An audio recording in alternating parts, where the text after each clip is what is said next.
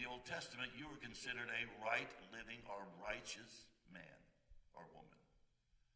So Lot was a righteous man according to the Bible because he did what God required of him, even though he was living in this compromising situation of a city and a culture and a climate that was committing things that were contrary to what he believed and what he'd been taught. And this is a difficult assignment, but he's doing it. And God acknowledges that. And God will make a way of escape for that. But what I want to key on here, and it's something that the Lord has laid on my heart to share with churches wherever we go, is that one thought, and it's just simply righteous Lot. In the midst of whatever situation that believers find themselves, they have the capacity to be righteous.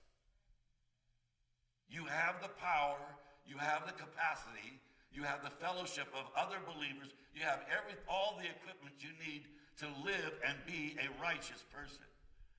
Now, when I say righteous, I'm not talking about someone who's totally perfect.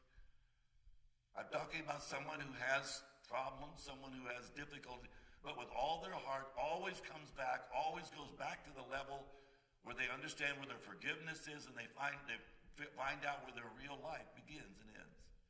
And I've been saying this to the congregation. I said this some time ago, and I said this some years ago in a church where I was speaking, and I talked about, we are righteous in the sight of God, and God sees us. He sees us as men and women of worth and quality, and that's why he loves us so, because he sees us through the lens of Jesus' sacrifice on the cross. And I'm preaching along. I think I'm doing a pretty good job. I mean, I'm really sailing. I'm killing it, baby. And all of a sudden, this lady, I'm about halfway back, she gets up. Excuse me.